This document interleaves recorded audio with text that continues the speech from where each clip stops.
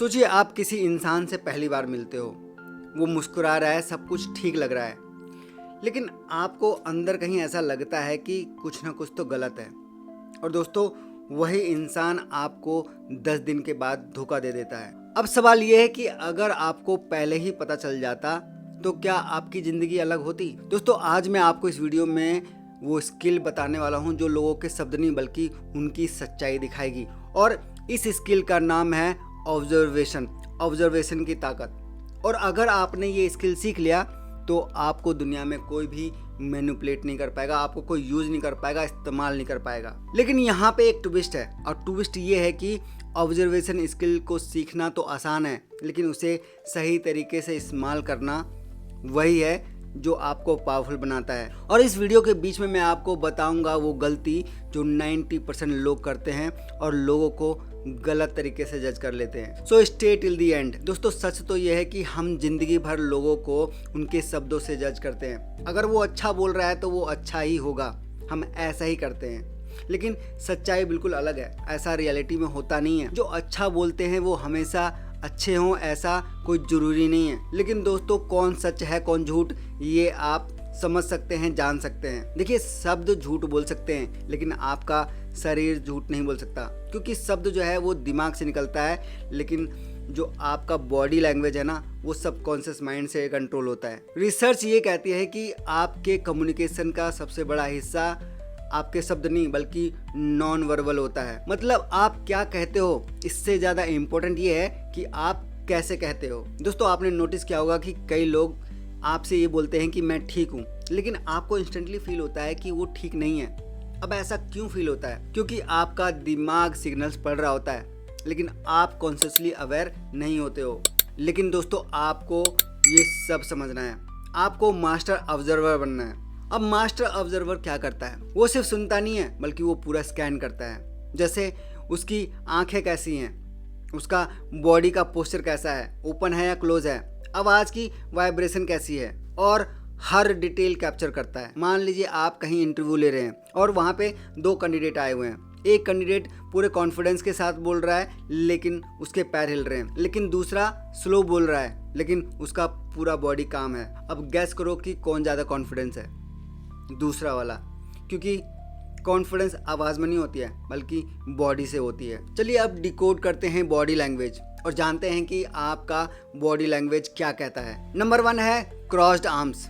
अगर सामने वाले के आर्म्स क्रॉस्ड हैं, यानी कि इस तरह से हैं, तो वो डिफेंसिव माइंडसेट में है। और दूसरा, उसका ट्रस्ट आप पे बहुत ही लो है, वो आपको ट्रस्ट नहीं करता। नंबर 2 है आई कांटेक्ट अवॉइड। अगर वो आई कांटेक्ट अवॉइड कर रहा है तो इसका मतलब ये है कि या तो वो नर्वस है या वो कुछ छुपा रहा है। नंबर 3 है फेक स्माइल। अब फेक स्माइल आप कैसे जान सकते हैं? फेक स्माइल में क्या होता है कि आपके लिप्स तो फैलते हैं, लिप्स तो हंसते हैं, लेकिन आपके आईज नहीं हंसते हैं। लेकिन दोस्तों, यहाँ पर लोग एक गलती करते हैं, और गलती ये करते हैं कि वो सिर्फ एक सिग्नल देखते हैं और कंक्लूजन पर पहुंच जाते हैं। अगर 3 से 4 सिग्नल सेम डायरेक्शन में जा रहे हैं तभी ट्रस्ट करो। चलिए दोस्तों, अब समझते हैं लाई डिटेक्शन, यानी कि झूठ कैसे पकड़ें। अगर सामने वाला व्यक्ति आपसे झूठ बोल रहा है तो आप कैसे समझ सकते हैं, कैसे जान सकते हैं कि वो झूठा है, वो आपसे झूठ बोल रहा है? नंबर 1 है बेस लाइन पकड़ो। देखिए, झूठ पकड़ना कोई जादू नहीं है, ना ही कोई फिल्मी सुपर पावर है, बल्कि ये एक स्किल है जो कि समझने से ही आती है। और सबसे बड़ी बात तो यह है कि झूठ पकड़ना कोई झूठ देखने से नहीं आता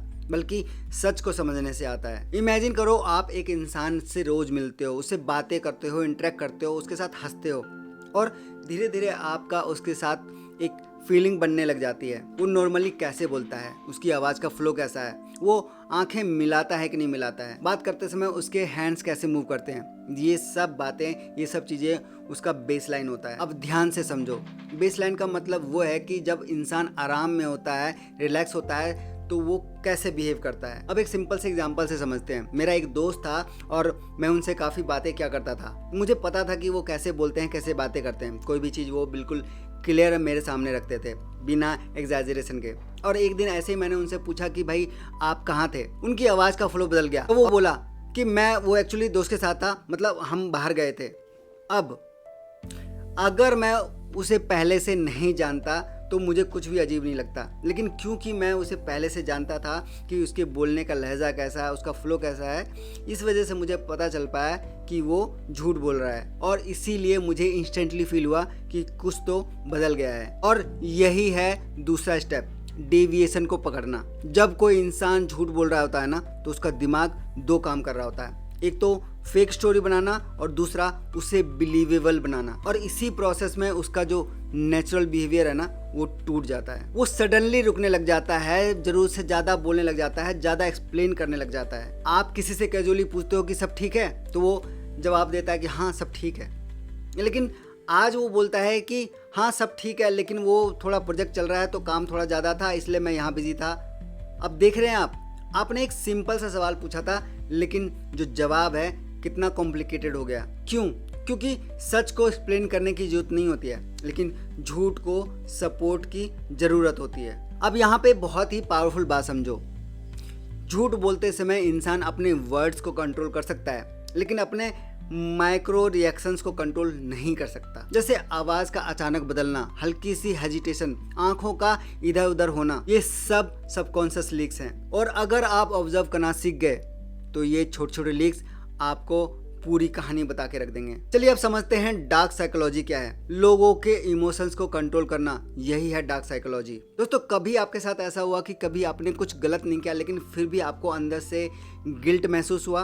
आपको लगा कि गलती मेरी ही है, और इसलिए आपने वो किया जो आप करना नहीं चाहते थे, जस्ट बिकॉज कि सामने वाला नाराज ना हो। और अगर आपके साथ ऐसा हुआ ना, तो ये समझ लो कि ये कोई कोइंसिडेंस नहीं था, ये था डार्क साइकोलॉजी। डार्क साइकोलॉजी कोई किताब का टर्म नहीं है, ये वो इनविजिबल गेम है जो कुछ लोग खेलते हैं आपके दिमाग के साथ, आपके इमोशंस के साथ। और सबसे खतरनाक बात तो ये है कि आपको पता भी नहीं चलता कि आपको कंट्रोल किया जा रहा है, आप कंट्रोल हो रहे हो। इमेजिन करो कि आपका कोई दोस्त है और हर बार जब आप कोई ना बोलते हो तो ये कहता है कि कोई बात नहीं, ठीक है, मैंने तो तुम्हारे लिए ये किया वो किया, लेकिन कोई बात नहीं, तुम बिजी हो, तुम इतना नहीं कर सके।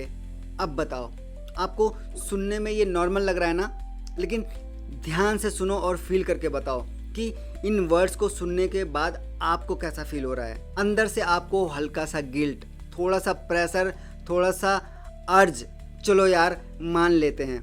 यही है गिल्ट ट्रैप। यहाँ पे सामने वाला आपको फोर्स नहीं कर रहा, ना आपको मार रहा है, ना चिल्ला रहा है, वो बस आपको फील करा रहा है कि अगर आपने उसकी बात नहीं मानी तो आप गलत इंसान हो। और इंसान की सबसे बड़ी कमजोरी क्या है? इंसान की सबसे बड़ी कमजोरी है अच्छा इंसान बने रहना। अब चलिए समझते हैं मैनिपुलेशन क्या है। कुछ लोग डायरेक्ट कंट्रोल नहीं करते, बल्कि वे एक सिचुएशन क्रिएट करते हैं जहां आप खुद वही डिसीजन लेते हो जो वो चाहते हैं। चलिए आप एक एग्जांपल से समझते हैं। कोई कहता है कि मैंने तो सोचा था कि आप अलग हो, बाकी लोग तो सब ऐसे ही होते हैं। अब यहाँ क्या हुआ? उसने आपको डायरेक्ट कुछ नहीं कहा, लेकिन उसने आपके अंदर एक इमेज बना दी कि मुझे आपको अलग साबित करना है। अब आप उसके हिसाब से बिहेव करने लग जाते हो। ये है मैनिपुलेशन, बिना कंट्रोल किए कंट्रोल करना। और इसके बाद सबसे डेंजरस टेक्निक है इमोशनल ट्रैपिंग। यहाँ कोई इंसान आपके इमोशंस के साथ जुड़ता है, यहाँ आपको जानता है, आपकी कमजोरियों को समझता है और धीरे धीरे उन्हीं कमजोरियों को आपके लिए यूज करता है। एक इंसान था जो अपने पार्टनर से बार बार यही कहता था, तुम ही हो जो मुझे समझते हो, अगर तुम नहीं रहते तो मैं अकेला रह जाता। शुरू में तो ये सुनकर अच्छा लगता है, बड़ा स्पेशल फील होता है, लेकिन धीरे धीरे ये रिस्पॉन्सिबिलिटी बन जाती है, फिर प्रेशर बन जाता है और फिर ट्रैप बन जाता है। अब आप उस इंसान को छोड़ नहीं पाते, क्योंकि अब आपको लगता है कि अगर मैं गया तो वो टूट जाएगा। और यही है इमोशनल ट्रैप। अब ध्यान से सुनो, डार्क साइकोलॉजी हमेशा लाउड नहीं होती है, बल्कि वो क्वाइटली काम करती है। कोई आपको चोट नहीं पहुंचाता, लेकिन ये आपको धीरे धीरे बदल देता है। आप अपनी बाउंड्रीज तोड़ने लग जाते हो, आप अपनी नीड्स इग्नोर करने लग जाते हो और धीरे धीरे आप अपने आप को ही खो देते हो। चलिए दोस्तों, अब समझते हैं पीपल रीडिंग। हर इंसान पैटर्न फॉलो करता है। ऑब्जर्व करो कि कब उसकी एनर्जी बदलती है, कब वो ओवर रिएक्ट करता है, किन बातों से वो इरिटेट होता है। यहीं से उसकी रियल पर्सनालिटी दिखती है। लोग अपनी आइडेंटिटी छुपा सकते हैं, लेकिन लोग अपनी कंसिस्टेंसी नहीं छुपा सकते। फेक लोग ज़्यादा बोलते हैं और काम कम करते हैं, वहीं पे रियल लोग कम बोलते हैं और ज़्यादा काम करते हैं। दोस्तों, अब आपने समझ लिया कि लोगों को पढ़ना पॉसिबल है, सिग्नल्स होते हैं, पैटर्न्स होते हैं, लेकिन अभी भी सवाल बाकी है, ये स्किल आएगी कैसे? सच तो ये है कि ये कोई थ्योरी नहीं है और ना ही ये कोई किताब पढ़कर आती है, बल्कि एक स्किल है जो कि प्रैक्टिस से आती है। लेकिन प्रैक्टिस का मतलब ये नहीं है कि आप लोगों को जज करना शुरू कर दो। प्रैक्टिस का मतलब है कि आप दुनिया को थोड़ा ध्यान से देखना स्टार्ट करो, ऑब्जर्व करो। अगली बार जब आप कहीं बाहर जाओ, कहीं भीड़ भाड़ इलाके में जाओ, तो बस चुपचाप बैठना और लोगों को ऑब्जर्व करना। किसी कपल को देखो कि वो कैसे बातें कर रहे हैं, कैसे हंस रहे हैं, क्या कोई एक ज़्यादा बोल रहा है, एक कम बोल रहा है, उसकी हंसी कैसी है, ये सारी चीज़ें ऑब्जर्व करो। किसी दोस्तों के ग्रुप को देखो, कौन ज़्यादा हंस रहा है, कौन अप्रूवल ले रहा है, कौन ज़्यादा बातें कर रहा है, कौन कम बोल रहा है। आप नोटिस करेंगे कि हर ग्रुप का डायनेमिक्स अलग होता है। कोई लीडर होता है, कोई फॉलोवर होता है और कोई बस एडजस्ट कर रहा होता है, और धीरे धीरे आपका दिमाग पैटर्न पकड़ना शुरू कर देता है। दोस्तों, नंबर 2 है कन्वर्सेशन का गेम। अब अगला लेवल, जब आप किसी से बात करो तो सिर्फ उसकी वर्ड्स को मत सुनो, बल्कि उसकी आवाज़ को सुनो। कभी आपने नोटिस किया है कि कुछ लोग हाँ बोलते हैं, लेकिन उनकी हाँ में ना हेजिटेशन होती है। हाँ ठीक है, ये हाँ एक्चुअली हाँ नहीं होती है, बल्कि ये ना होती है जो वो एक्चुअली बोल नहीं पा रहे होते हैं। और कुछ लोग सिंपल वर्ड्स बोलते हैं जो कि बिल्कुल क्लियर होता है, कॉन्फिडेंटली बोलते हैं, वहाँ पर ट्रस्ट होता है। तो अगली बार अगर कोई ये बोले कि मैं ठीक हूँ, तो अपने आप से पूछना कि क्या ये सही में ठीक है या सिर्फ बोल रहा है। और अब सबसे पावरफुल स्टेप है पैटर्न को जोड़ना। एक सिग्नल कभी भी इनफ नहीं होता, लेकिन जब आप मल्टीपल सिग्नल्स जोड़ते हैं ना, तब एक पिक्चर बनती है। मान लो एक इंसान आई कांटेक्ट अवॉइड कर रहा है, इधर उधर देख रहा है, जवाब घुमा रहा है, तो अगर आप इनको अगर अलग अलग देखोगे तो वो कुछ भी हो सकता है। लेकिन जब ये तीनों एक साथ आते हैं तो इसका मतलब ये है कि कुछ तो है, और यही स्किल है पीस को जोड़कर पूरी कहानी को देखना।